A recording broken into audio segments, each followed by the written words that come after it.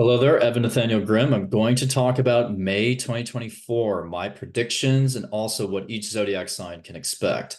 May is arguably the most promising month of the year, but we're also witnessing an increase in volatility and entropy. However, I do believe that as you achieve internal coherence, which is really the goal, you can attract value and abundance into your life. But it really depends on, again, how you manage your emotions and how you find the stability within. So I have a lot to cover today, and I'm going to share the screen and we'll walk through first high-level themes, and then we'll dive deep into every zodiac sign's experience. And as I go through the zodiac signs today, start off with your rising sign and then follow your sun and moon next. So May 2024, what is this all about? And right now I'm showing just a general midpoint basically of the month. In some ways, this is the sweet spot of 2024. And it's really about, again, using internal coherence to attract value into your life. We're getting support from Venus in Taurus finally for the first time in this Jupiter Taurus cycle, actually, because last year Venus was far ahead by that time that Jupiter entered Taurus. And, there is a lot of promise because of that. We also have Mars strongly positioned in Aries, so it's a time for you to take action on the things that you value to attract them.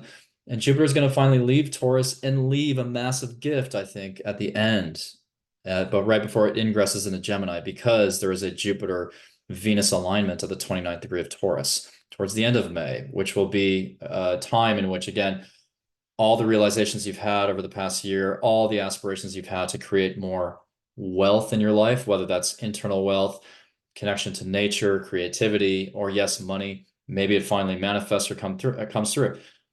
But I don't want to discredit or underplay the fact that on a global scale, even as I'm filming this video right now, in accordance with my predictions, we're seeing an escalation of global conflicts. And that may put upward pressure on prices and exacerbate inflation. And it could roil the markets. But what are the dominant transits of May? We have a Taurus superstellium of sorts, which I'll talk about. We have Mars in Aries, Venus in Taurus, Pluto stationing retrograde, directly opposite the World War II Pluto, by the way. And the deck is kind of set right away. So we kind of have, Venus and Mars in their positions at the very beginning of May at the outset. And then really all we're seeing apart from that is a shift of Mercury finally getting out of Aries, post-shadow phase, going into Taurus, underscoring that Taurus stellium. And eventually at the end of May, we get Jupiter, the Sun and Venus in Gemini. And at that point, Geminis will finally get their due as, I don't know, maybe they feel like it's their time to shine because they had Mars retrograde in Gemini last year, and that was probably frustrating. But now Jupiter is bringing in a bit more of a frictionless energy and an opportunity for perspective and gratitude. And Jupiter is actually passing through the entire Capricorn decan of Taurus, so the third decan of Taurus. And I really feel with, Uranus also in that decan again, we are witnessing the destabilization of certain institutions, which I'll talk about. Key ingresses, Mercury enters Taurus May 15th, the Sun enters Gemini May 20th, Venus enters Gemini May 23rd, and Jupiter enters Gemini May 25th. And now I want to go quickly through a day by day of the major transits of May. So the major moments of May, really. May 2nd, we get a Pluto retrograde at the same time that Venus squares Pluto from May 1st through 4th, essentially. So right at the outset of May, we are seeing potential, we're seeing a focus on markets. We're seeing a focus on debt. And we're seeing the United States government, for example, as I'm filming this, putting forth legislation to fund, Ukraine, Israel, and, printing money and potentially looking at, in my estimation, possible, restrictions or limits on oil exports near the Strait of Hormuz. All of these things are going to raise or worsen the issue of inflation and possibly raise prices on all kinds of consumer goods in the US. So that's also part of the Jupiter-Uranus conjunction. So yeah, markets will be the focus there. And again, debt, whether on a personal level or at the governmental level. And Mars will sextile Pluto from May 1st through 7th. I think that that's nice. I mean, it does give us a little bit more power, directionality, the ability to transform or transmute our energy towards increasing levels of strength. So, I mean, you should have like a good amount of energy the first week of May. And on a relationship level with Venus square Pluto, you may feel, I don't know, quite attached to somebody. Or for the creative people among you, maybe it's just a very, yeah, creative time and you're transmuting the energy that way. Then on May 6th, we get Saturn technically semi-square Pluto, although that is a sort of aspect that will play out for almost a year. And Saturn semi-square Pluto, that is more of a collective transit, but it's speaking to the transformation of systems. Now we also have Neptune finally at the critical 29th anaretic degree of Pisces, which is going to bring to a head potentially many of the any health issues or healthcare related focuses of the past, 13 years or so since Neptune's been in Pisces. We may see, different health related themes come to the surface there or seek to resolve themselves finally. But usually at the anaretic degree, it actually can stoke a bit of chaos and it can be unwieldy. So with Neptune at the 29th degree, it's kind of like, oh, well, where have all of these health interventions and decisions led us? Potentially not to a great place.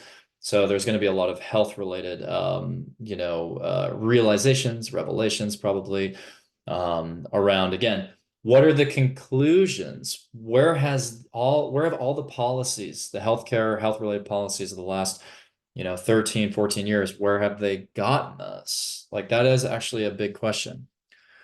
Mercury conjunct Chiron May 6, a moment to, after the retrograde phase of Mercury in April, a moment to vocalize something that you were maybe afraid to speak about or something that's difficult to talk about, but that leads to mending and repairs. May 7th, we get the Taurus new moon, and I'll talk about that a bit later, but that is looking actually like a very strong moon.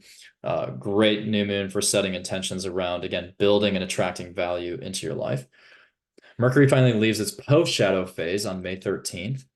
And so at that point, everything major from the Mercury retrograde and the Aries part of your chart hopefully is resolved. And then May 17th, Mercury squares Pluto. So a time in which you're really transforming your perspective, and potentially very blunt truths will greet you. Someone will share something that's on their mind or vice versa. But it can rip the veneer off of situations in somewhat of a positive way too.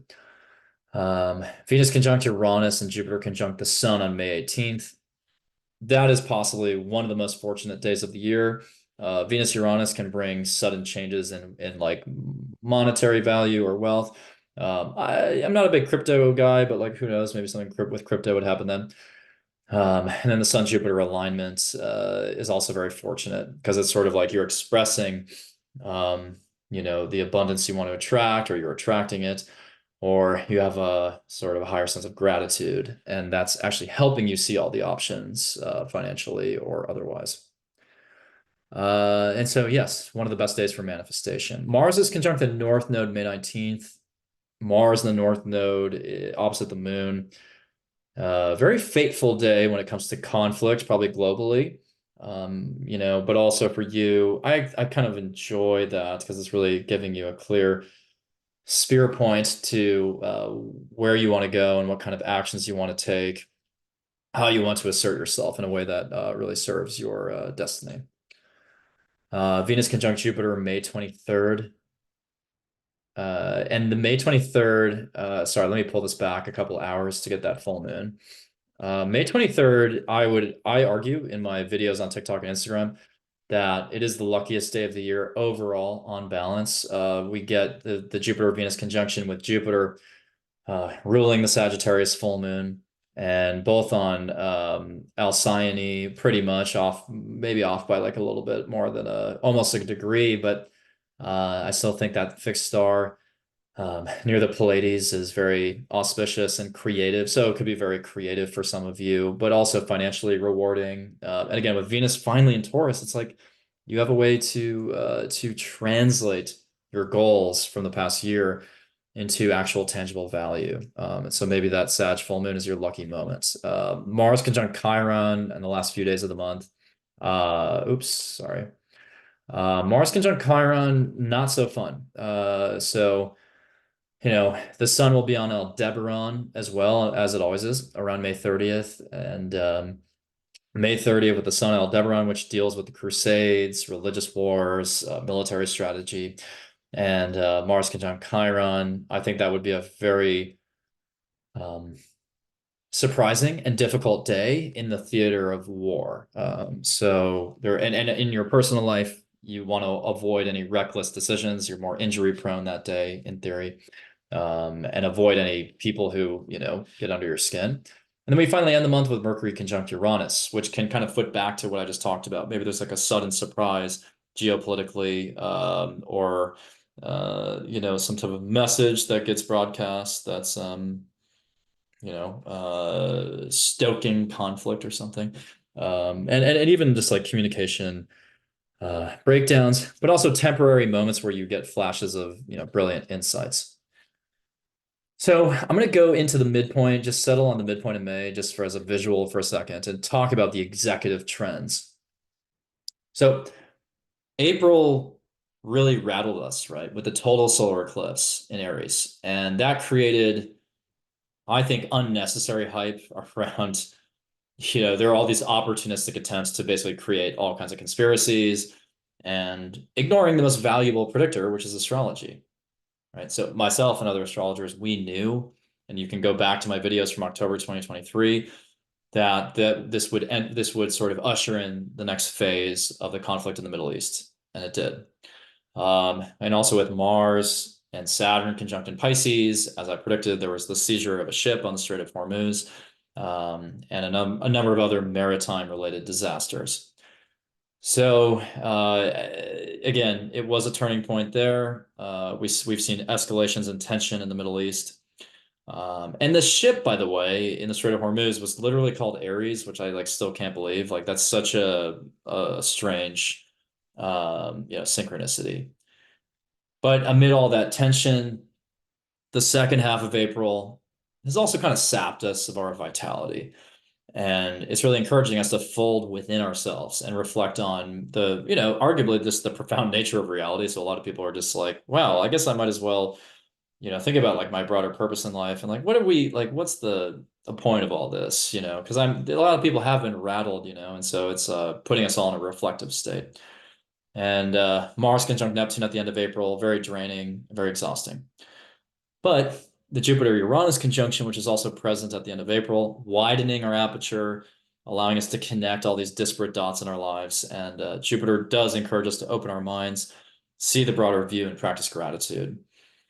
And I believe it really gives us a coherent vantage point on the past 6 years of Uranus and Taurus. So like all the confusing things, confounding things that undermined your sense of either financial stability or shook your self-worth, because Taurus is actually a lot about self-worth or the values you uphold. Maybe some of these moments finally added up for you and they're finally kind of showing you that you were meant to go down that river all along. And for some, this is also pertaining to your healing journey that you've been on since February when Chiron met up with the North Node. However, there was not really an obvious route to manifestation before. So all this whole time, Jupiter's been in Taurus. The past year since May 2023, it's more been aspirational. But then we got Venus retrograde last summer, which is like, oh, we're going to make you wait for that financial success, maybe. So we couldn't easily translate any of this to hard, tangible value. But May is a fantastic turnaround because Venus is going to be in its domicile of Taurus, making, I would argue, promising contacts with Uranus and Jupiter. And yeah, I mean, it could bring some of you overnight financial success, but keep in mind that Jupiter and Uranus can also trigger the unexpected, which I've talked about before, but like when Uranus was squaring my natal Jupiter a couple of years ago, I had like an unforeseen tooth extraction. So Uranus and Jupiter, really, again, stable is not the key word there. It's kind of like wacky and zany and excitable. It's kind of like the idea of a backup quarterback throwing a Hail Mary in the NFC Championship game and then like floundering in the next game. So don't always assume that the person is going to be you with the overnight success, to be honest. But of course, you'll have a much better chance if you practice gratitude. And all these efforts are receiving support from Mars and its rulership of Aries. So that ignites your energy, gives you a sense of directionality and drive, even competitiveness. And I foresee a lot of people collaborating with potential business partners and translating their most brilliant ideas into reality, and then taking charge of their own lives and maybe launching a business. So a flood of entrepreneurs is coming in as they recognize the opportunity presented by AI and automation. And like I'm not a cheerleader for AI per se, but at the same time, let's be real, like those who know how to use it are going to thrive and be able to sidestep more traditional work environments where they had to rely on the resources of a large conglomerate. So AI, even though it can have a deleterious effect on us, it's also untethering us from centralized soul-crushing systems. And at the tail end of the month, again, we also get Jupiter, Venus, and the Sun in Gemini. It's going to stir up political debates and dialogue, and will also open, I think, an amazing channel for the writers among you. And now to talk about global predictions. I do see the gears of war spinning faster. Mars in Aries escalates tension. Chiron in Aries is the wounded masculine, so it's like one country pushes back, another country pushes back harder. And again, I predicted that on my Substack I even said in my newsletter a month ago, like nations are going to display petty, needless demonstrations of might. And we've seen that, nations trying to prove their strength through their arsenal. Just to remind everybody about their capabilities, but this showmanship can go awry very quickly. And Pluto starts off the month at maximum strength, slowing to a standstill as it prepares to station retrograde. And it is directly opposing the World War II Pluto almost down to the minute. And the Scorpio full moon in April recently squared both the World War II and it squared the World War II Pluto and the current position of Pluto. So it creates a T-square and I guess a grand cross with the sun involved. So this creates an environment of retaliation. And, Pluto does represent nuclear war and weaponry. So I'm not trying to fearmonger, like I'm not saying that will happen, but that topic of anything nuclear may just show up in the news. Maybe it's the topic is broached by some nation or some political commentator, but the Scorpio moon is also about debt and funding. And so we're seeing with money being energy, where's the money going? Well, the United States is funding Israel and Ukraine. So it's sort of like, not only is that going to potentially kind of continue to perpetuate and escalate these conflicts, but it's also raising some inflation fears, I think. So Pluto square Venus as it retrogrades back does make me wonder about the strength of the economy. I mean, I know the unemployment rate is low, but like if people have jobs, but they can't buy that much with their money anymore, like then what does that even mean? The unemployment rate at that point? Like how reflective is that of our economic might? So I think there's a lot of upward pressure on prices. I think inflation is much worse than the everyday consumer, or for the everyday consumer, right? And the Fed is leading us to believe. And so it's like, yeah, the rate of inflation may be decelerating here and there, but it's still rising from a high baseline because, we saw incredibly high inflation rates in 2022.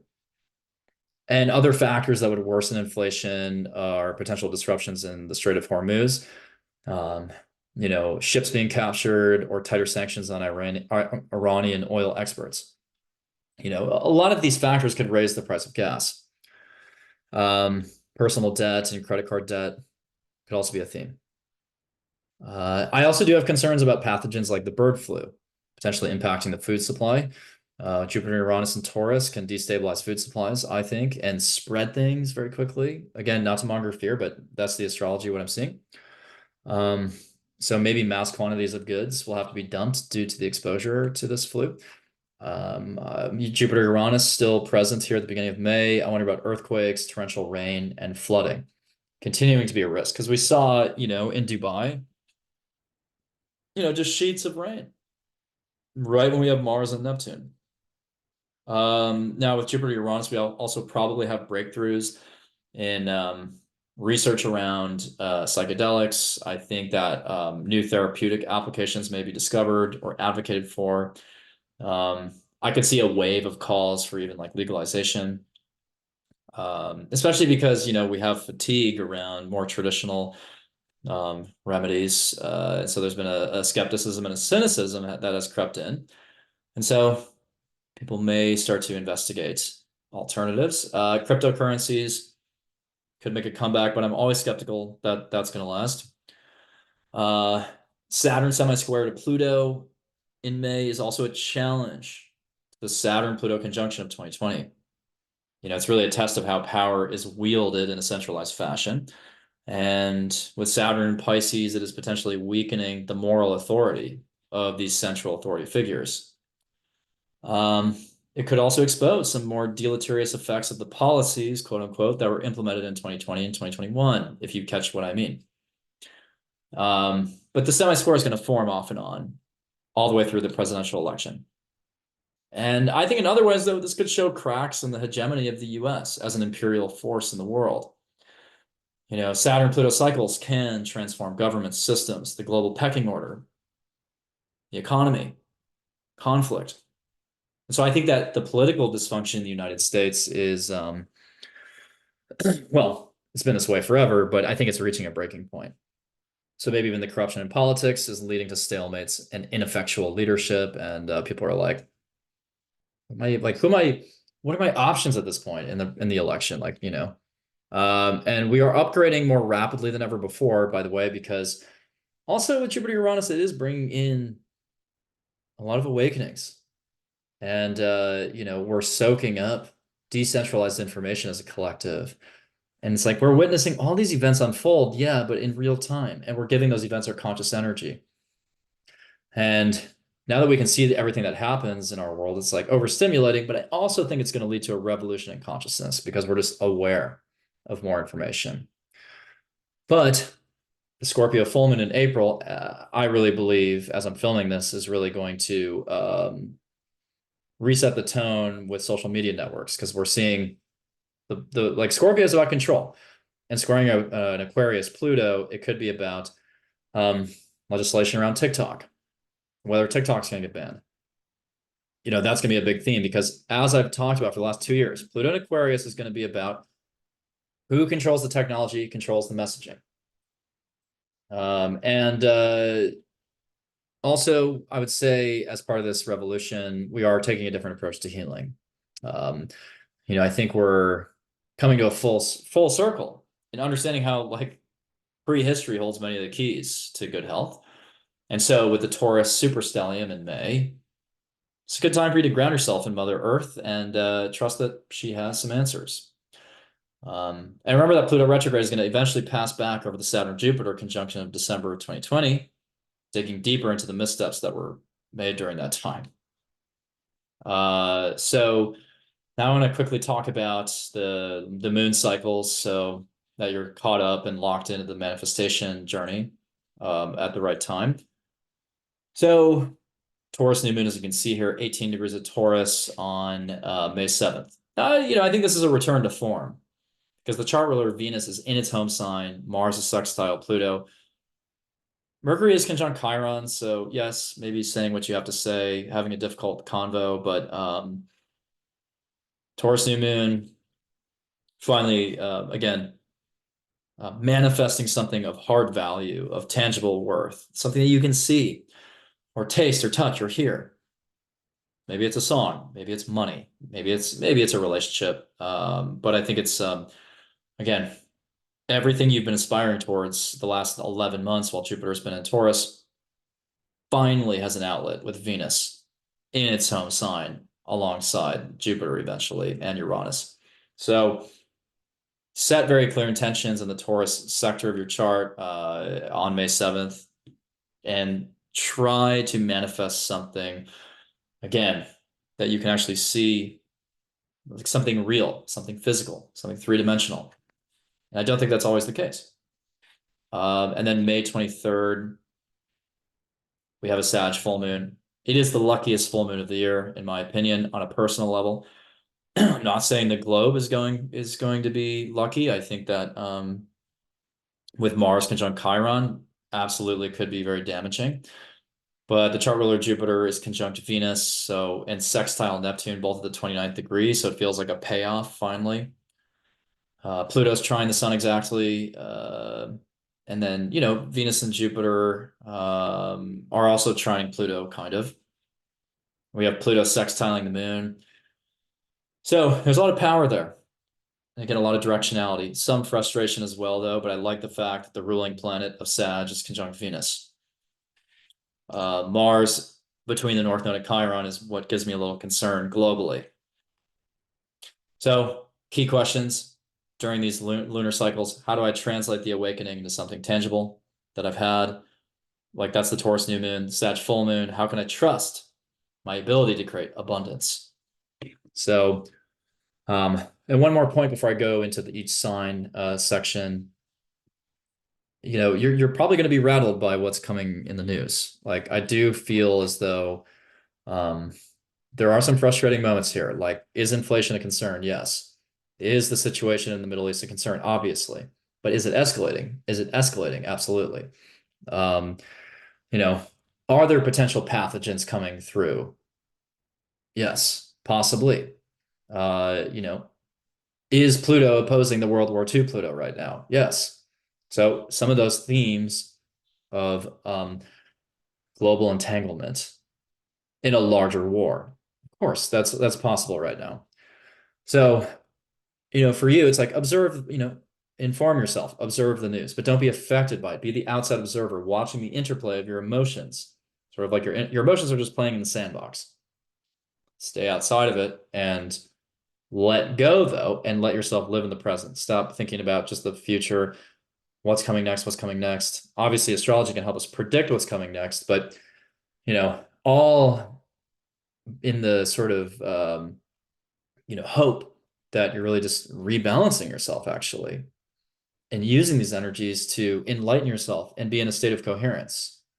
Because think about, getting too attached to the fear and division, getting too attached to the news is kind of like you're just seeing a little snippet or a little piece of the geometric form.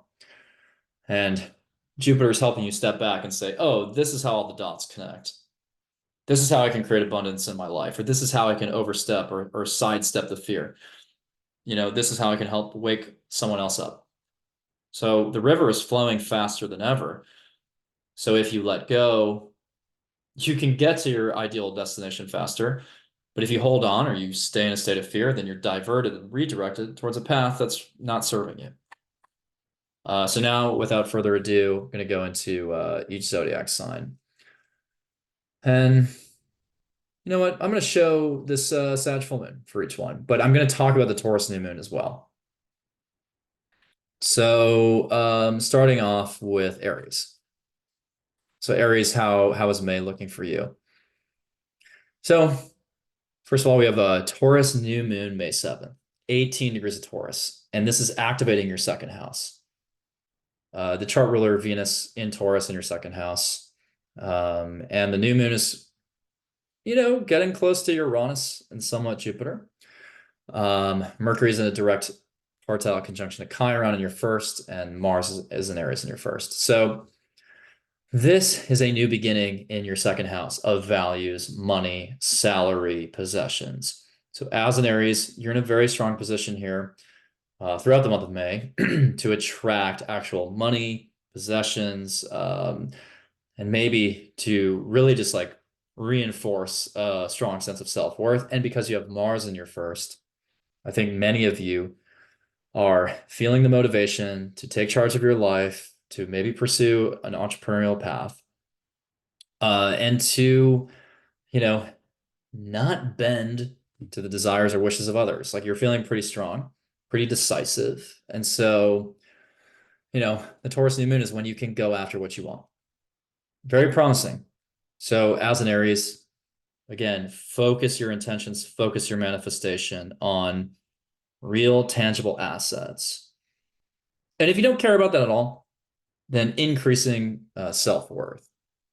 And we also have Neptune at the anaretic degree of Pisces in the 12th. So maybe your spiritual journey of the last, 13, 14 years is coming to a head there. And I just want to get the actual date really quick of when Neptune went into Pisces, just for the sake of this show. So originally April 4th, 2011. So as far back as like April, but I know it like more permanently went into Pisces in 2012.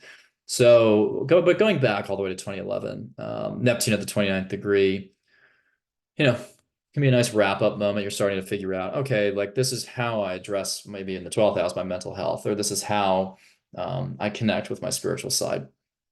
I remember that Pluto stationed retrograde on May 2nd in your 11th house, right before that new moon. So Pluto stationing retrograde in the 11th is you basically thinking about how you want to transform your friendships and your role in politics or communities or on social media.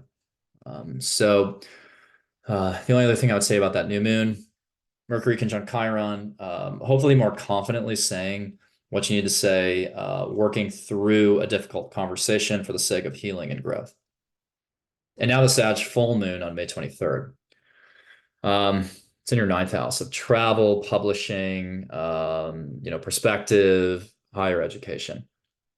And so with the Sag full moon in the ninth, perhaps you are fully embodying and manifesting some kind of travel opportunity, or you're completing an educational track, you're going back to school, or you're taking a trip, or coming back from a trip. But, in the broader sense, it's just about perspective. So your perspective is at a peak right there. It's very wide. And with Jupiter and Venus in the second, and Jupiter being the ruler of that full moon, Jupiter and Venus in the second is putting you in the strongest position out of any zodiac sign this month to, again, manifest the money and the salary or the job that you want. And the second house is also natural talents.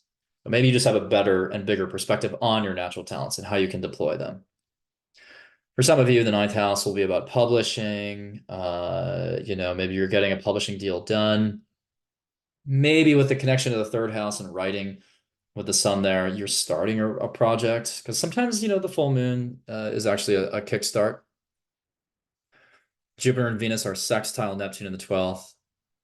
So for some of you, you're finding more creative ways to make money, I guess, or you're really finding you're having faith in your spiritual gifts in a new way. Mars with Chiron the first, somewhat prickly situations, agitated moments, conflicts. So avoid conflict, obviously. But with Mars Chiron, maybe you're investing in healing yet again. Again, the Gemini sun is trine Pluto. So, and Pluto's sextile the moon. So kind of a brilliant connection between your thoughts, your ideas, maybe your written works, and you're putting that into your social media efforts, your content, or you're putting that into the political arena, if you're interested in that for whatever reason. So Aries, yeah, for Aries, like I really like May for you. I really do. I think we're talking about like hard assets. Now we have Taurus. Taurus, also a great month for you. And arguably, I think Aries and Taurus are probably in some of the strongest positions here. So you have the Taurus new moon May 7th in your first house. And, the chart ruler, Venus in Taurus. So we're really talking about an increase in sociability, feeling like you can relate to people quite well, feeling like you have a strong hold of your values, feeling like you can attract wealth or abundance into your life in a different way, feeling grounded in nature or whatever it is that you value. Venus in the first also can be a time where you're feeling fashionable, you're feeling attractive, you're feeling like, maybe you can even attract a relationship, into your life. We also have, again, that new moon is kind of close to Uranus. Not, it's not a perfect conjunction, but it's really the birth of a radical change, maybe, or a sudden opportunity. Like expect the unexpected a little bit. But I think those unexpecteds are good, are net positives. So Mercury is also, and this is kind of the difficulty for you. Mars in the 12th at that time, Mercury conjunct Chiron in the 12th. Sleep cycles are sort of erratic, or sleep is just problematic. There's some insomnia there, probably. But you can harness that differently through spirituality and channeling. And Pluto stationed retrograde right before that new moon in your 10th house, reflecting on how you need to transform your career still and how you work with power, how you work with authority figures. Do you stand up for the underdog, or do you fight for control? And I think for a Taurus, it's more about embracing the unexpected journeys that you're about to take.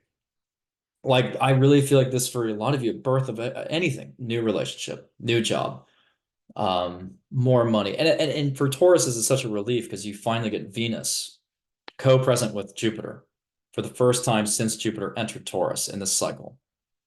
So, all the promises that astrologers have made, including myself, that Tauruses would have a good year.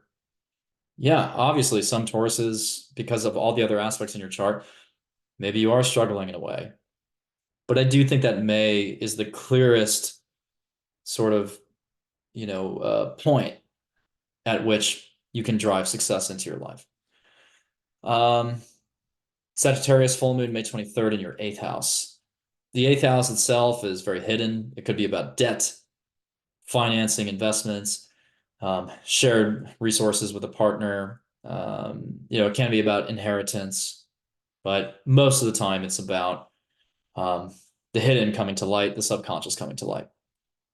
And so for you, many of you could be selling, buying, changing your investments, yeah, shifting your financial objectives, maybe discovering something that was once hidden within yourself, doing shadow work. But I still think it's a lucky full moon for you because Venus and Jupiter at the 29th degree in your first house. So that is an epically creative time. That is also an epically confident time. Maybe you have the confidence to finally stare into that eighth house at your shadows. And sextiling Neptune in the 11th, you could be co-creating something in a group or community. Maybe you're starting a podcast, a new social media sort of thing, account. Mercury in the first, feeling communicative. Mercury's direct, obviously. So, you're really sharp. Your sleep's not great, probably though. So Mars conjunct Chiron. Maybe you're even healing from an addiction, though. You're purging something still with the North Node there too. So just get adequate sleep, and I think that you'll get a perspective on what you need to do to grow your wealth or to, again, attract abundance into your life or do something highly even creative.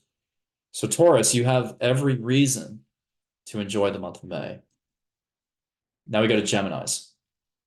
Taurus new moon is in your 12th house of, spirituality, dreams, past lives. It's really the abstract, the immaterial. So for Geminis, I do feel like the Taurus stellium is really giving you a sacred connection to nature. Mother Nature is a way for you to channel or connect to your spiritual, elements. And, maybe this is a time of retreat, not in a bad way, but a time to feel very placid and sort of balanced and centered through nature, through going to a remote location. But others are, yeah, just having spiritual awakenings or, um, even being creative. I think Taurus in the 12th can be incredibly creative. So if you want to devote time to just like rest and relaxation, if you can afford that, or just like leisure time, to facilitate that creativity, by all means, do so. So that new moon, you know, in the 12th house can be the birth of a new perspective on spirituality, a new connection to nature, new connection to your spirit guides, and so on. Now, Pluto is also retrograde, stationed retrograde in your ninth house. So reflecting on the transformation of your belief systems, your perspectives, what you want to learn about, at the higher educational level. So that's definitely a factor. And then, I think that with that Taurus new moon, by the way, Mercury conjunct Chiron on the 11th, it is possible that you will have to work through some issues with a friend, some challenging things, but also, yeah, Mars in the 11th, maybe you are at odds. You're in a conflict with some of your friends. Um, but yeah, I still think that your best remedy right now as a Gemini is to, again, go into that place of reflection. Um, and how can natural elements and environments and things help you ascend in your consciousness? And then the Sag full moon, May 23rd, in your seventh house. This is a bigger, sort of lunar cycle for you or phase because it's in your seventh house. So, the Sag full moon is going to definitely show you reasons to be grateful for your partner or your best friends or your business partners. It's giving you a perspective you didn't have. And it's that perspective's coming in through the 12th house with Jupiter being the ruling planet of the Sag full moon. So Jupiter and Venus in the 12th is like, wow, I'm connecting all these interesting dots and I'm seeing the beauty in the cosmos or in something beyond me, or I'm getting insights from the spirit realm, and that's helping me patch up a partnership or further it or advance it. And yeah, I mean, maybe some of you are ending a relationship at that time, but I think for most of you, it's a time where maybe you're traveling with a partner, especially that's around Memorial Day. Yeah, you're traveling with a partner probably, or really connecting with them on an emotional level. Maybe starting to talk about family elements with a partner, having a family with a partner eventually, which is not going to apply to a lot of you, but it could. Mars Chiron conjunct in the 11th house. Yeah, I mean, that again kicks up a lot of dust in your friendships or communities. There is the possibility of conflict there. And then, but otherwise, it can be giving you a sense of directedness towards those communities you want to be a part of or the friendships you want to build. And remember, Saturn's still in your 10th and Neptune's up there on the 10th. So for a lot of you, maybe I don't know, maybe some of you are stepping into parenthood with Saturn in the 10th lately, or you are cementing your career, your ideal career right now. But maybe a partner there in the seventh house is helping you see the type of career you want to establish. But as a Gemini, your career, the pressure is on right now. You really want to, um, manifest your ideal career and take the responsibilities that you feel proud of. So now on to Cancer. The Taurus new moon, May 7th. It's in your 11th house. So what we're really talking about here is the birth of either a new social media project, a new friendship, new friend group, participation in a new community for sure. And it could be some of these like social media endeavors could be quite financially successful, or there's just a sense of gratitude and abundance about these friendships. But yeah, I would really focus on communities and social media here because with Taurus, hopefully there's an angle for virality or monetization or something like that. So I think that, and if you don't really care about that, it's just a very social time for you. It's the beginning of a much more social era of your life. Mercury is conjunct Chiron in the 10th. Maybe you're hashing it out with a parent. You're having a difficult discussion with them, but maybe healing with them as well. Mars in the 10th means that you're feeling very confident, courageous in your career. And then Pluto stationed direct in the 8th. So rethinking the transformation of your assets, rethinking uh, your debt or the investments you want to make. Like maybe you're a business owner and you're investing in a certain vendor right now and you don't want to anymore. So, um, so with the 11th house, your opportunities there in your communities, your social media, maybe would help with that. The Sag full moon, May 23rd, is in your 6th house of health, daily rituals, and coworkers. So the chart, so the Sag full moon in the sixth could be the conclusion of a work project, or you're getting with Sag, you're getting a perspective on your health. And the chart ruler Jupiter in the 11th house with Venus. So if you were to ever monetize, again, social media pursuits, this is the time. If you were ever to expand your visibility in a community, that time is now. Um, the connection of the 6th to the 11th can be about going to a conference with a coworker or something like that. Um, and yeah, I really think for a lot of cancers, though, it's very much about just some kind of change in, you know, your daily schedule, your daily routines. Maybe you're just like even like rearranging your home in a way that facilitates a work process that you prefer. Because I know that the home is more the fourth house, but the moon can still change any variables for us that resets our sort of daily work and our daily routines. So, and then again, maybe you're even starting a new work project around that time, or a new responsibility. Mars conjunct Chiron in the 10th. Some challenging moments with authority figures, wanting to push back against them, feeling like you're trying to resist their attempts to control you or something like that. But it doesn't have to be bad. I mean, again, sometimes Mars Chiron is, even physical healing. And I'm not gonna lie, like as I've talked about before with the eclipses in April, some cancers, a family member or parent, is maybe even like having a surgery there, or going through some kind of like healing procedure. And then with Neptune and Saturn in the ninth right now, um, really figuring out like where do you want to exercise thought leadership, right? How do you want to um, further improve your perspective on something, improve your knowledge, and maybe you're starting to look into publishing. Still, maybe some of you are looking into publishing there. I've talked about that on a few other videos. Leo, let's go on to Leo's. The Taurus new moon is in your 10th house. That I think is very promising, May 7th, for setting intentions around a new job. Maybe you're starting that new job and having a different vantage point on your responsibilities. So, with Jupiter in the 10th, the last year, you've maybe have had some growth in your career, but maybe just hasn't always translated to financial growth yet, or the raise you wanted. And so the Taurus new moon, you're starting to put yourself on the fast track to, a job that's much more financially rewarding or more creative. Um, and Venus's values, so it's more in alignment with your values. So everybody right now is grounding themselves in what they value more so. Mercury will be conjunct Chiron in the ninth.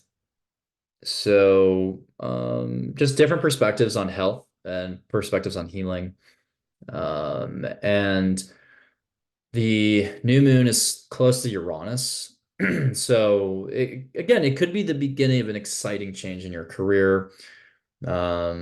And I know that some of you don't have careers, you don't care about that. It could just be like something in your public life is changing, or your perspective on parenting is changing in a lot of ways. And Pluto has stationed retrograde in your 7th house. So you are reflecting on the transformation that you've experienced in relationships, really. And then don't forget Mars in the ninth. You're probably putting some effort or energy into like the idea of traveling, education, or publishing. Sagittarius full moon May 23rd is in your 5th house. That is potentially a peak of creativity for the year. You're feeling just enormously creative, so you have a breakthrough with writing a song, or you start to get into acting in a different way, or there's a performance that you're giving to an audience. It could also be a very, very lovely time for romance. There's a date that just gives you a sense of like joy, gratitude, hope, optimism, and the ruling planet Jupiter in the 10th. For many of you, you might be attracting a career that has a connection to the 5th house. So that's the kind of the ping pong pinball effect. It's like the career is serving a yeah, creative ambition. And so I think that for Leos, it's really, again, that's what it's about. It's finding the career that's aligned with your values. And, you could have a sudden moment of, visibility where like you become public for a moment in time and a bunch of people all of a sudden know your name. Mars will be conjunct Chiron in the ninth. So, um, some frustrating travel experiences potentially, but also yet again, like just, thinking about holistically from a macro view, thinking about health completely differently and healthcare differently, and maybe even deciding to pursue an educational path in something related to Chiron, so healing. Saturn and Neptune in your eighth house, you are continuing to put the focus on also um, business, investments, assets, but also shadow work potentially.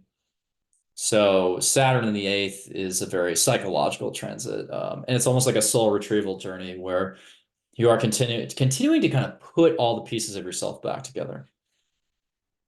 So yeah, all in all, I think for Leo's, incredibly promising time, a lot more activity going on. Um, that's like relevant to you than the eclipse season. The eclipse season wasn't all that, it wasn't a huge moment maybe for you in the ninth house, but now there's a way to translate it to career success. So Virgos, you have the Taurus new moon May 7th in your ninth house. Um, the ninth house, again, sometimes I've noticed it's just very subtle for a certain sign or for certain people, but a new moon in the ninth could be commitments to higher education. It could be, you know, booking a trip that you've always wanted to take. And that trip could be very Taurian, meaning it's very pleasurable, indulgent, it's very nice. Maybe you're honestly spending a lot of money on that trip, but it's like the place you've always wanted to go. Um, Maybe feeling creative about publishing and writing, and Mercury conjunct Chiron in the eighth. Um, really thinking through some past traumas, honestly, talking about some things that were hidden from your consciousness originally. And Mars in the eighth, possible financial disputes, but also strong motivation to either start your own business or sort out your financial picture differently. Um, but some of you may have to step in and, sort of argue that, hey, like you owe me this or I don't owe you that. Like I think some Virgos will have that type of conversation. So yeah, some messy financial situations, especially with like Saturn the seventh. Like some of you might even be in like legal disputes right now, in the lower court system. But ultimately, that Taurus new moon, I think it is like for Virgos, like I think a lot of you are just trying to take a nice vacation, honestly. Um, just want to go somewhere where you feel grounded and stable. But others are again pursuing educational tracks that are, um, aligned with the values that you have. Sag full moon in late May, May 23rd. This is definitely going to change the dynamics in your home or your family. So some of you are moving homes or, completing a home project or gaining a different perspective on your family, maybe moving for work even. And the chart ruler, Jupiter is conjunct Venus. And let me actually back up to the day before just so I can get Venus in that conjunction. Although I did lose the moon there, but either way.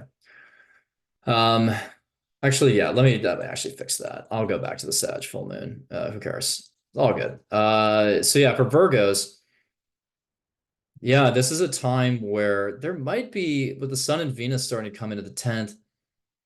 I mean, I do think some of you are starting a new job. Um, thinking about your parents differently, also traveling with your family, and having a really good time. Um, And yeah, I think that even a job could take you to a really fun location with Jupiter in the ninth.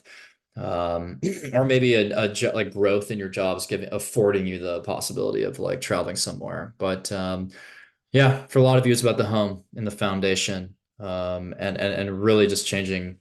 your whole perspective on family. And I think also with Pluto retrograde in the sixth, which I didn't I haven't talked about yet. Pluto retrograde in the sixth is also reflecting on transformations around health and even your daily practices towards being healthier. So the Sag full moon in the fourth, maybe there's something you're changing about your home life that facilitates health, or helps you transform that. Mercury in the ninth also. Yeah, I think if you're a Virgo who's looking to travel, traveling can help you write, actually, I think. Traveling could really facilitate some new storytelling and writing. And yeah, maybe some of you are selling property, or you're moving abroad, or you're getting a property abroad. And with Saturn in the seventh, you are still feeling pressure to um, make big commitments to a partner. So some of you are actually really showing how much you love someone and how much you are dedicated to someone, and you're willing to move across the world, across the country for them. And for others, Saturn in the seventh is always creating the possibility of ending a relationship, I think. And so maybe some of you are freeing yourself from somebody and saying, you know what, I'm going to go get that new job in that new city and I'm going to go move there, or I'm going to get away for a while. Now, I just want to be clear about this with Virgos. As Jupiter goes into Gemini at the end of May, um, you will finally start to see the success in your career that you've been waiting for. I know that Virgos, you've had a lot of tough transits the last couple of years. So um, Jupiter should bring you perspective over the next year, and that will start around the end of May. So just like hold on to that. So if you're a Virgo watching this and you're like, Evan, yet again, whatever, like didn't give us the good news we wanted. Number one, I'm objective, but number two, um, wait for Jupiter and Gemini to really see that sort of success in your career. So Libras, the Taurus new moon, May 7th, is in your eighth house of finances, taxes, debt, shared assets, and shadow work. Chart ruler Venus in the eighth.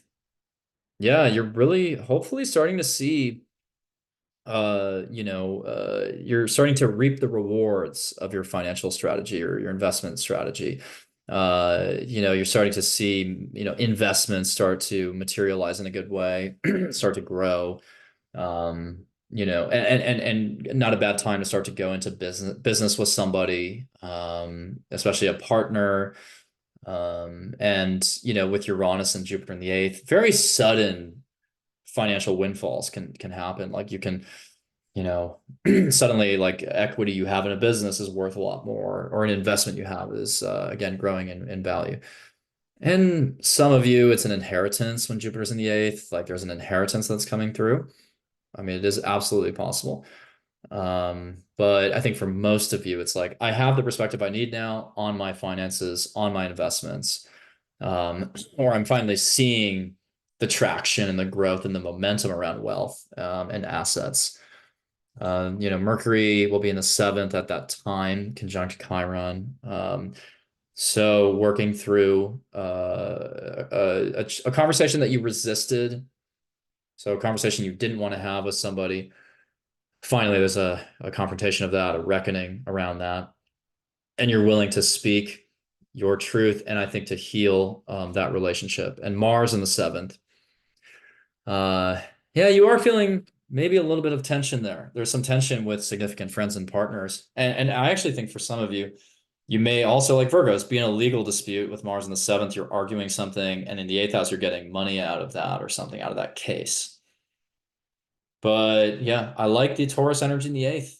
You're learning how to work smarter, not harder. You're learning how to grow your assets just through maybe it's passive income, maybe it's monetizing something more digital or social media focused. So Libras, I think there's a payoff, at that time. Pluto retrograde in the fifth. You're thinking about how you've transformed your creativity thus far with Pluto and Aquarius, and thinking about how you've maybe shifted your mindset around romance and dating. The Sag full moon, May 23rd, occupies your third house. Very much a communications related full moon. So completing a writing project, starting starting a writing project, or maybe having like a moment of, a great moment of gratitude with siblings or neighbors. You're maybe connecting with extended family. Um, and Venus and Jupiter in the ninth or in the eighth, you might be able to monetize something you're writing about, or you're starting to talk about, or you're starting to understand your investments differently. You're able to rationalize it, or you're speaking about something you've learned in the eighth house. So the shadow work, you're finally able to communicate it and vocalize it, you know? And also, I think with Jupiter in the ninth, or sorry, Jupiter in the eighth, I think a lot of you are starting to understand a lot more about the subconscious. The eighth house can be about psychology. And so, like, understanding the human mind a little bit differently. So I think as a Libra, you're actually very, perceptive. You're very perceptive at this time. And that's helping you. Sorry, just a second. I have to.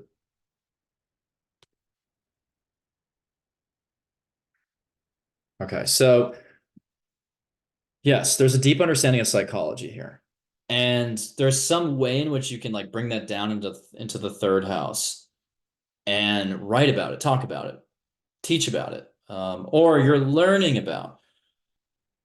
Like that's actually interesting. I think that connection is kind of cool. Like the third house to the eighth with Taurus, you may be like committing to learning more about the inner workings of finance and investing, and you're sort of like, or someone is teaching you about it. And it's like, you know what? Through that process now, I really understand like what I need to do to grow my wealth. Yeah. But again, I think for others, it's more so just about connecting with your local environment. And some of you are spending money on a trip. Mars conjunct Chiron, some massive conflicts with significant others that you do want to watch out for there. And then Saturn, Neptune in the sixth, you're continuing to find more sustainable health practices and more sustainable work styles. So now Scorpio. Scorpio, big month. Taurus, all this stellium of Taurus energy, this energy center is in your seventh house.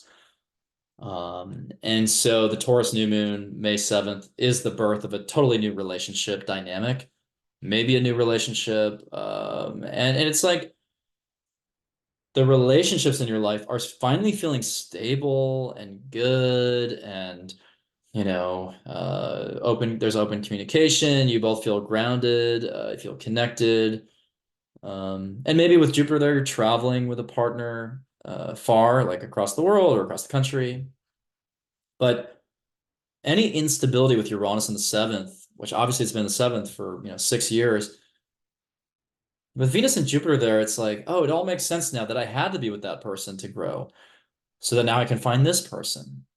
So as a Scorpio, um, you want to manifest a stable relationship and a really abundant one. And when I say abundant, I use that word because some of your relationships can have a business dimension. I could see you partnering up with somebody in a financial capacity.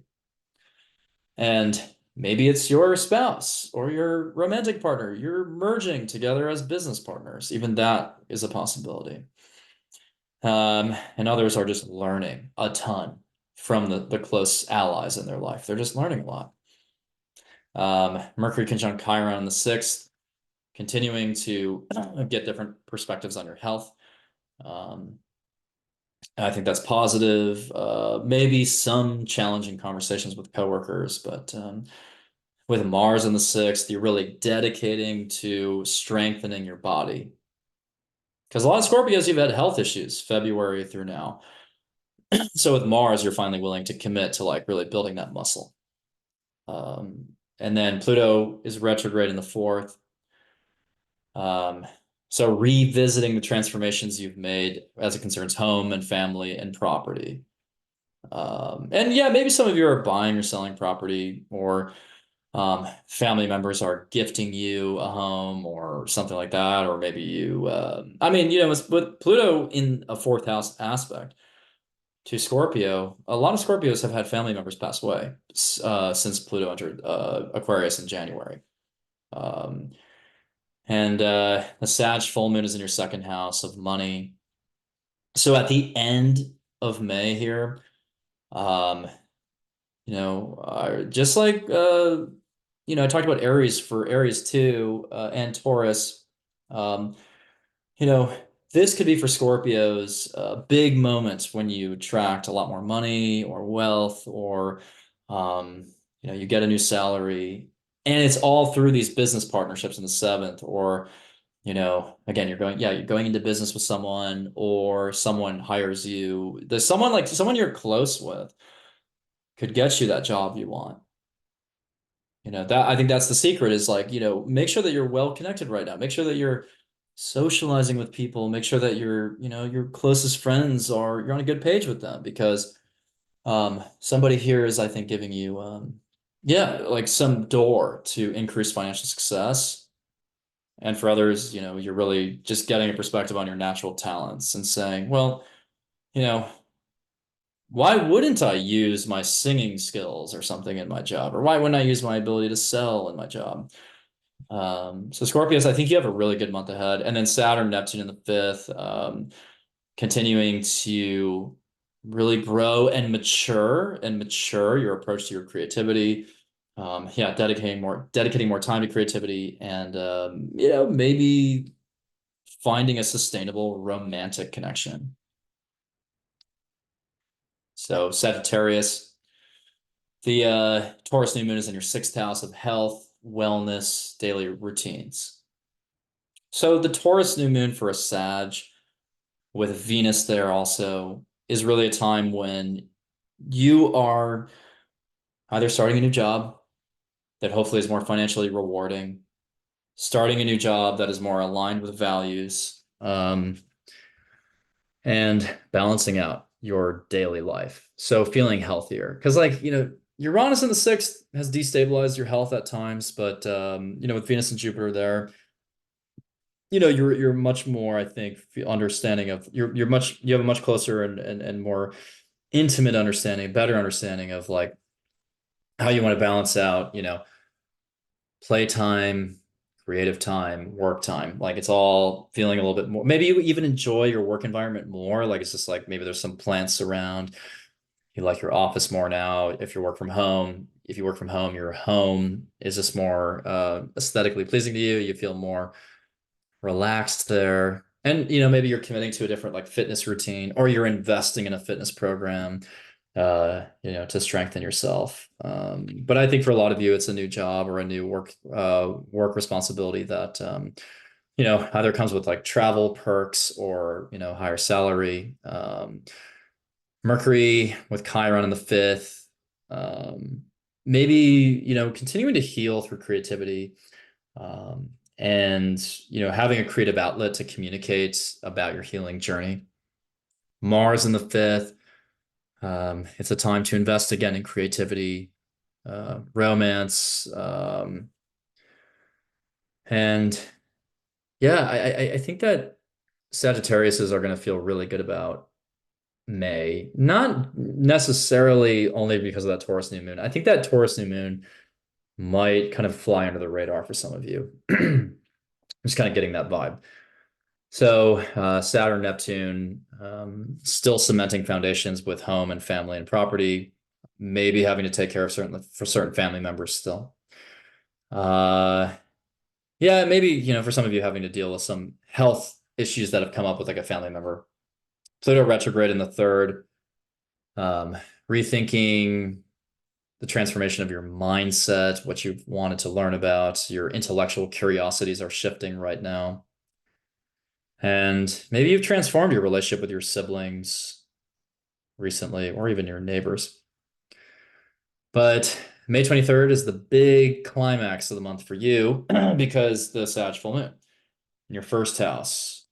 And this is really opening up your mind to the whole spectrum of your emotions, how you truly feel. You're feeling very emotive, emotionally open, communicative, vulnerable in a good way, leading with your emotions. But I think that leads you to a good place because, the sun is in the seventh. So feeling like the focus is on how do I open up to a partner to get closer to them? And then Jupiter, Venus in the sixth, you know, it could even just be, wow, like this is suddenly I have a sense of confidence about what I can get done at work or what kind of job I can have, or I have an awareness now of what it means to be healthy. Like maybe I've completely let go of certain addictions, addictive tendencies. And then after that, we have Jupiter and Venus in the seventh.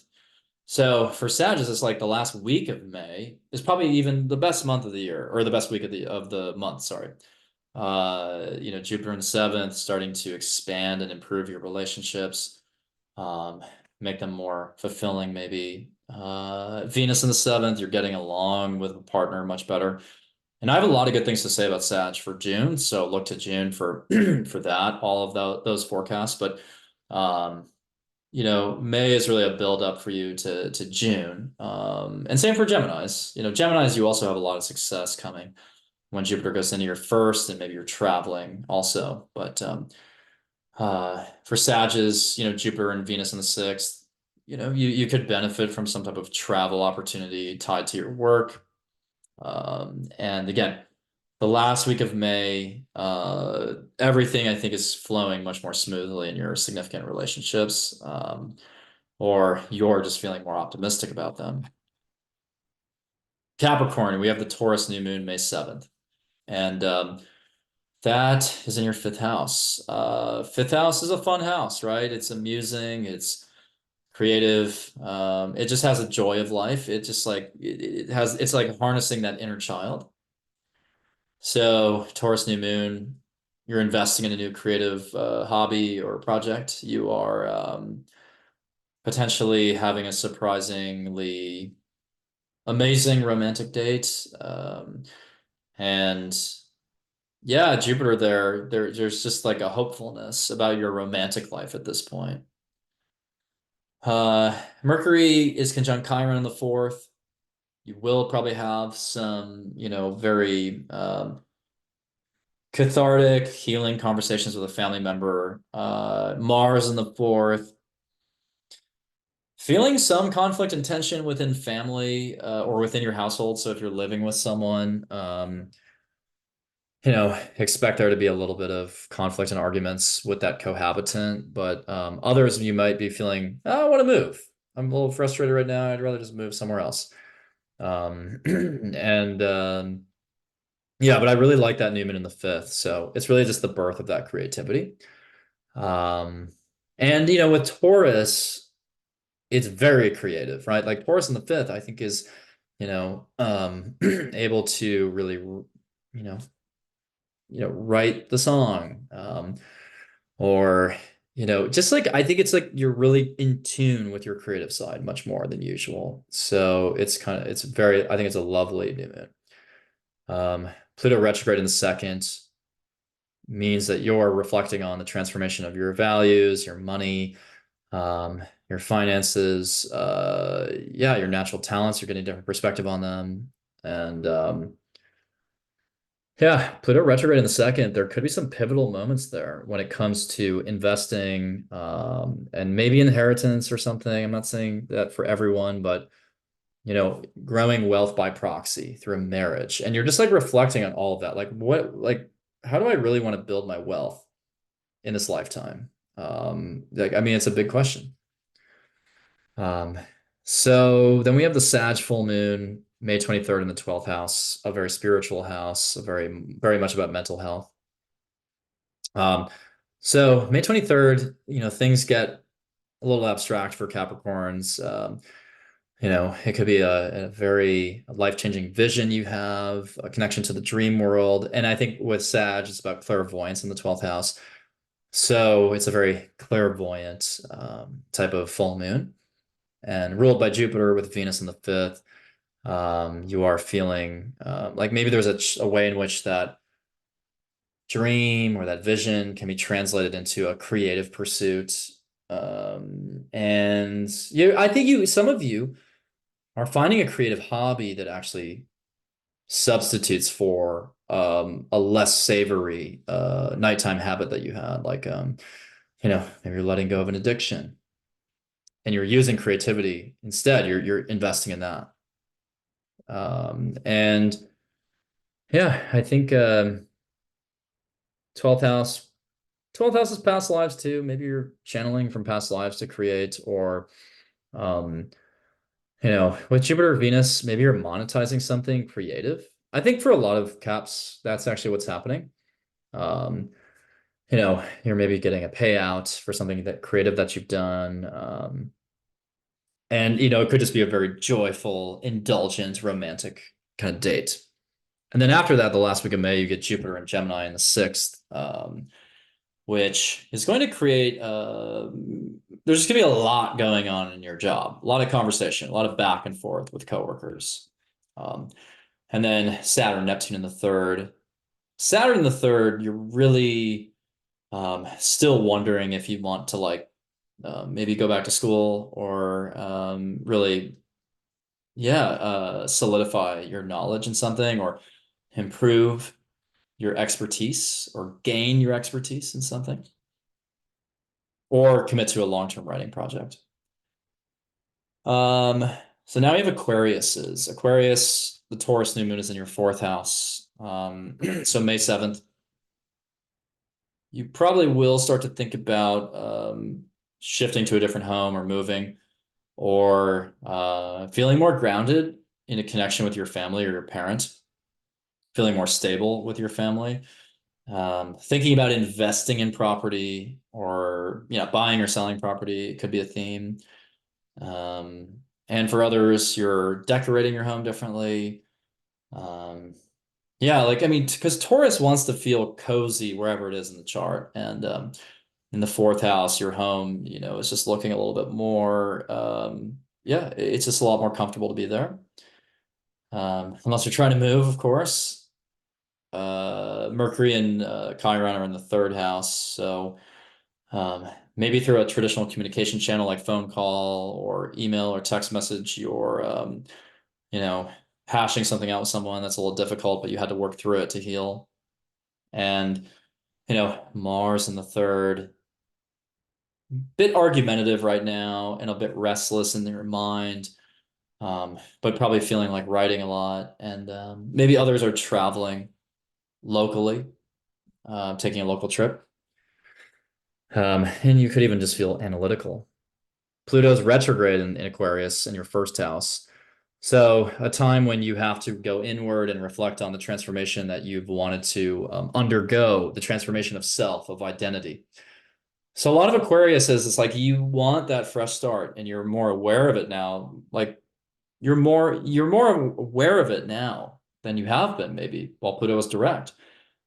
It's like, wow, oh my God, these are the transformations that I've already gone through, or these are the changes I want to make. And so maybe I have to move. I want to go across the country.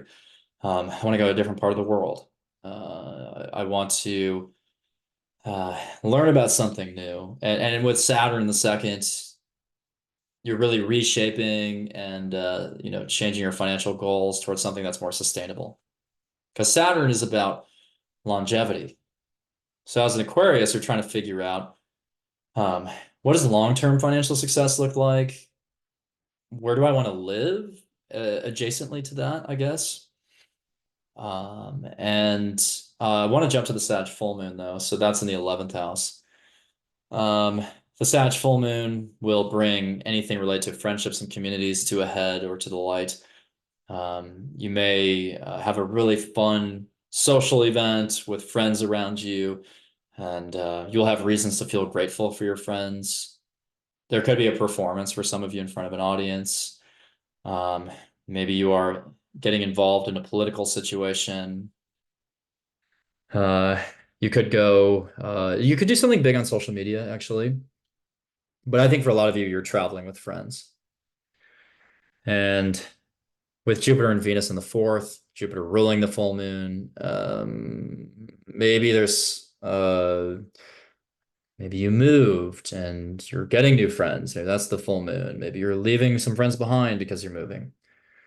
Um, but I think for a lot of you too, it's like there's something really nice and harmonious happening within your family with Jupiter and Venus in the fourth. Like your family life is feeling more abundant. Or maybe the Sag full moon, it's like Jupiter or Venus in the fourth, you get that property, yeah, that you've been after. Um, or you co-invest in a property with family. I mean, even that could happen. So for Aquariuses, um, I think it's a lot about the home base, just making the home base feel good, feeling good at home. And if you're not happy with where you are right now, like, yeah, consider moving maybe. Um, the Mars Chiron conjunction in the third is very argumentative and very frustrating, very agitated. So on the side, there may be some um, difficult conversations, but also just be careful if you're traveling, locally. You're a little bit more accident prone right there, so just be careful about that. But otherwise, again, it just feels like there's a underlying sense of well-being and optimism. And if I were an Aquarius rising, I would actually just kind of like beautify my home environment in a different way and make content like 11th house, social media. I don't know. I mean, maybe I'm biased because I'm a social media creator, but like it's like as a Aquarius, how can your home life facilitate, again, creativity, financial success, reorganize your home so that the energy is really strong and positive. And then, in the last week of the month, Jupiter, Venus, the Sun, and Gemini is going to start to accentuate and expand your creativity. And let's finish off with Pisces.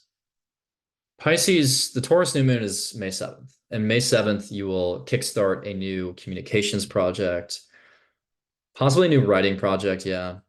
And you may start to learn about something new. And you could even just travel somewhere in your immediate vicinity. And Jupiter and Uranus and Venus all in the third, the sun and moon, like, this is your time to write. I mean, this is still your time to write. You've had this for a while, but like with Uranus there and Jupiter, but like this is really when you could either just like make money off a writing project, invest in an educational pursuit that is actually like really going to help you build wealth. Investing in something with a sibling. I mean, that could even happen. But I think like whatever you're learning right now as a Pisces is hopefully benefiting you financially finally. Because as a Pisces, you've been soaking up a lot of information the last year, Jupiter in the third. And right now with Venus in the third too, this is a great time to sell something, sell a product, persuade people about something, teach them about something. But I really think with Venus, you have a way to translate everything you're learning into financial success, or you're learning about financial well-being. Um, Mercury, Chiron in the seconds, maybe healing your a sense of financial well-being, creating that financial well-being. I mean, Mercury was already retrograde, so you've already thought about maybe how do I improve my self-worth? Maybe that's more what it is with the second house. It's like, how do I feel, fulfilled within myself and also like feel confident enough to go after the job that I deserve and the salary I deserve. Mars in the second means you're very motivated to make more money or to attract again more of what you value. Pluto retrograde in the 12th has you rethinking your transformation journey, is in a spiritual sense, so in the domain of spirituality. Um, how are you shifting your, mental well-being? How are you making adjustments to your spiritual side? And then Saturn in the first continues to create the sense of urgency around your career. So what foundation am I building now for the long term? Because you still have like 21 years until Saturn hits your 10th house, like the peak of your 10th house or whatever. And so you're really starting with a tabula rasa right now. And maybe that includes going back to school, learning something, starting some kind of communications related. That could be a newsletter, a podcast, a book. But just getting those ideas to kind of swim around up there in order to embark on a new journey. Yeah, so I think for the Taurus new moon, a lot of communication is going on and the mind is just very active. The Sagittarius full moon, May 23rd, is in your 10th house. Yeah, if there was ever a time for Pisces to actually transition to a new career, it's actually at the end of May. Um, yeah, you could start a new job there, end an old job, start a new one, travel for work with Sag, step into a role as a teacher, get a bigger perspective on your career. Feel more grateful for your parents in the 10th, or feel grateful about your role as a parent. Um, and getting a perspective just on your career trajectory. Oh, I was meant to have that career and I want to go here next now. And Jupiter or Venus will be in the 3rd. So things that you're learning about right now in the 3rd house are maybe supporting career growth, right? And you could even kind of vault into a career as a writer, or your scripts that you're writing could elevate you into a new career. Yeah, again, maybe there's a teaching component there. Um, and so, yeah, I think it's a career transition for a lot of Pisces. And I think that career transition will be fulfilling and very much tied to all these things you've been doing in the 3rd house. So maybe you've already been learning about new subjects for a year and you're like, when am I finally going to get hired, because I have this niche skill? Well, maybe that's it right there. In the second half, or the last week, I should say, the month, Jupiter, Venus, and the Sun go into Gemini. So that will start to balance out. You'll feel much better about your home and your home environment. And, this should be a time where, you're almost like the home base is a place of learning also. It's a place where you feel like you're expanding your perspective. But I think also for Pisces, you'll start to develop this sense of like maybe wanting to either move eventually, maybe in June even, or just travel a little bit more away from the home. But there will be an underlying sense of optimism, which is going to fight back against Saturn in the first, because Saturn in the first can create a feeling of pessimism. But Jupiter in the fourth is elevating you at an underlying level there, and you might start to feel like there's some kind of you might sense a financial opportunity tied to a property, the buying and selling of property eventually, especially in June. But I'll talk about June, of course, much more as we go into that month. So just to wrap up today, what was discussed. Remember, you have to separate what goes on in the collective with what goes on in your personal life right now. So refer back to my global predictions at the beginning. With Mars going into Aries, the Scorpio full moon squaring the World War II Pluto, and squaring where Pluto is now. I do see an escalation of conflict. I also see inflation getting worse. So there's a lot of reasons to be a little trepidatious. But I still think with all the Taurus energy, the superstellium in Taurus, and as I'm calling it, and Venus finally being in its domicile while Jupiter's there for the first time in this Jupiter and Taurus cycle, and Mars being in Aries, there's directionality, there's translation to tangible value. And so everything you've been learning about, all the perspectives you've been gaining, finally are leading you somewhere. So look forward to May. Remember, May 23rd, I do believe is the luckiest day of the year overall. Even though Mars and Chiron are together, I still love that Jupiter-Venus conjunction at the 29th degree. It's like Jupiter is giving you a gift finally. And, if you want a reading from me where I talk about you and only you for an hour, I do still have readings available for September, October, November, and actually a couple in August. So would love to book with you and, talk. And my calendar is set up in a way on my website where it's very easy. It's all automated, so you can find the dates where I'm available. And it's a great opportunity to talk about your past lives. I can see, everything about your past lives, your family, where you're headed next, what your ideal career is, your relationships, and so on. So you don't want to miss that. I do believe I'm one of the best in the world. I can tell if someone, works in the financial industry, or I can tell someone is adopted, or if they're even like a payments analyst. I can see if someone's ancestors were ripped away from their homes. I can see You know, if a parent had a health challenge at a certain age, I use numerology as well. So I am a psychic in addition to an astrologer. So, you know, you can see me to get a range of messages which I channel. Also, subscribe to my newsletter, which is down below. And that's where I have all of my really, really detailed global predictions and other things. And if you're in LA, I'm also playing a show with my band at Whiskey Go Go on May 3rd in West Hollywood. There are tickets also down below. So I've been a musician for 25 years. So you know, that's really my true form and my first love in a way. So definitely come out to the show. We can obviously talk astrology after as well. And I'm teaching astrology classes. So I have some pre-recorded lectures on my website, including how to heal ancestral wounds using astrology and a class on the fixed stars.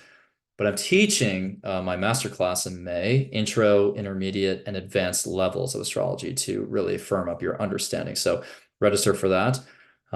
You get 20% off if you sign up for all three. And if you're a paid Substack subscriber, you get 30% off. And also, if you're a paid Substack subscriber to my newsletter, you get monthly channeled messages going forward. So I will do a monthly channeled message from a remote location every month in which I'm purely just channeling the energies ahead. So anyways, I hope you have an abundant May, and I'll see you back for the next month, and maybe I'll see you in a reading as well, and take care.